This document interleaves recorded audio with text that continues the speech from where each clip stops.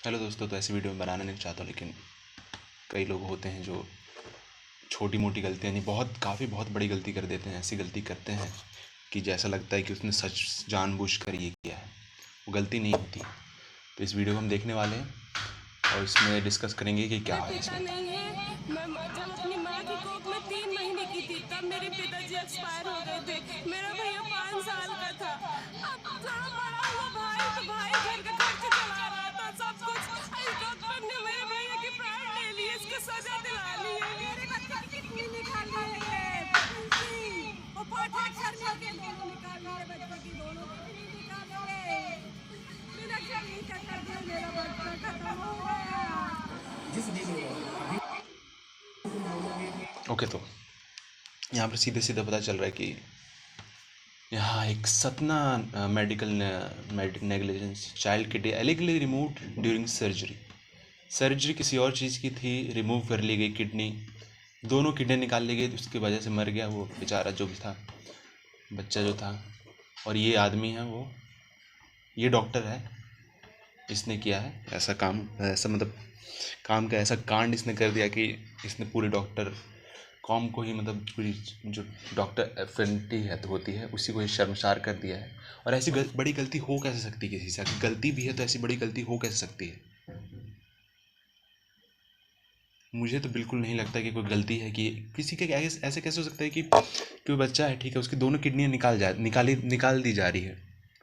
ये गलती नहीं, ये है सुयोजित तरीके से कुछ कुछ ना कुछ चल रहा होगा यहाँ पर। कुछ ना कुछ तरीके से इन लोगों ने ऐसा झोल करने की कोशिश की होगी, कि मरा हो दिखाने की कोशिश की होगी। ऐसा हुआ है मध्य प्रदेश में, यहाँ पर हुआ है। मैं तो सीधे अथॉरिटी से ये कहूँगा कि ये कोई छोटी मोटी बात नहीं है। उस औरत ने, उस बच्ची ने भी कहा कि उसका भाई उसके 5 साल बड़ा था और वही घर चलाता था। उसके पिताजी की डेथ हो गई थी। बहुत बहुत दुखद लगा ये देखकर मुझे। और उसकी उसकी जो औरत जो रो रही थी, उसकी आंसू काफ़ी दिल को छलनी कर रहे थे। और इस इंसान जो अभी दिख रहा है आपको, ये डॉक्टर जो है, अब डॉक्टर रहा नहीं, अभी ये यहाँ पर एक क्रिमिनल है। अभी ये doctor who is now trying to cover it up by mistake, by paying money. मैं तो सीधे ये कहना चाहूँगा प्रशासन से कि मनी, ठीक है, मनी लेना चाहिए, लेकिन मैं कहना चाहूँगा कि ऐसे से जो संगीन संगीन जो मिस्टेक करते हैं, जो डॉक्टर जो करते हैं मिस्टेक, कि इलाज किसी और चीज़ का कर रहा है लेकिन इंसान को मार ही दिया, तुमने दोनों किडनियाँ निकाल ली, तो इसको सीधे फांसी की सज़ा होनी चाहिए। क्योंकि ऐसे डॉक्टर का अगर इस दुनिया में रहेंगे, ऐसे डॉक्टर यहाँ पर जिएंगे, तो अच्छे लोग, जो भले लोग रहेंगे। ये इसने आज एक का किया है, पता नहीं कितने लोगों का और इसने ऐसा बुरा किया होगा। तो ऐसे लोग अगर रहेंगे तो हज़ार और लोग मारे जाएंगे। तो इसको सीधे फांसी की सज़ा मिलनी चाहिए।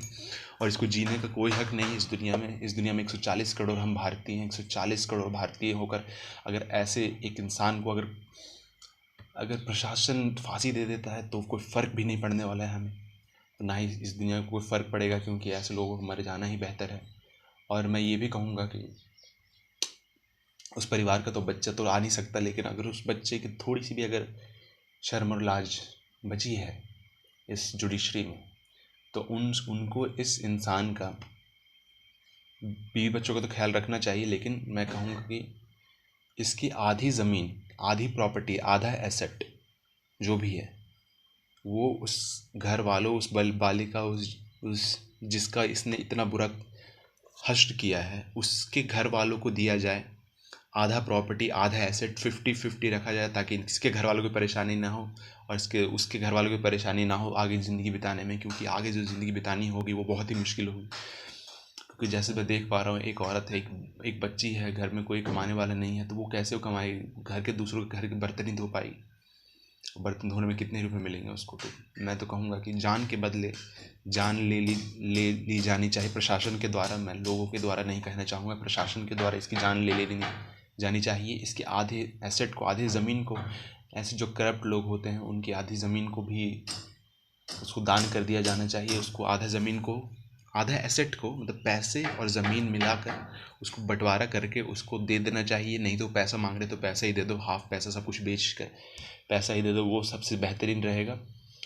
और ऐसे बड़े बड़े क्राइम्स जो होते हैं, उस क्राइम्स का एक ही होना चाहिए कि वो मरे वो ना रहें इस दुनिया में। वो रहेंगे जब तक, तब तक अच्छे लोग तड़पते रहेंगे, अच्छे लोग मरते रहेंगे। और एक प्रशासन अगर ऐसे ऐसे विचार वाले और ऐसे कर्म करने वाले लोगों को बचाएगी, तो एक दिन प्रशासन के खुद खुद को इसका तकलीफ और खामियाजा भुगतना पड़ेगा। मैं यही कहूँगा कि अगर किसी बालिका का रेप भी होता है तो एक्यूज्ड को फांसी होनी चाहिए और उसका आधा प्रॉपर्टी बांट दिया जाना चाहिए, आधा प्रॉपर्टी दे दिया जाना चाहिए। अगर कोई मर्डर करता है तो उसको भी मार देना चाहिए प्रशासन के द्वारा और आधा प्रॉपर्टी दे देना चाहिए।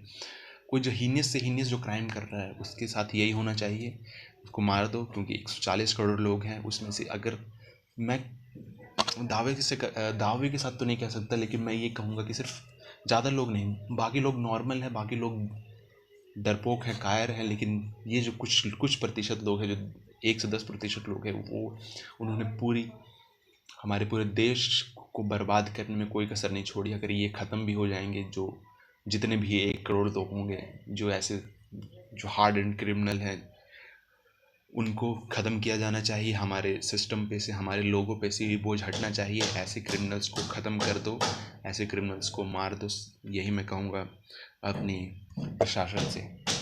Thank you for watching this and leave comment.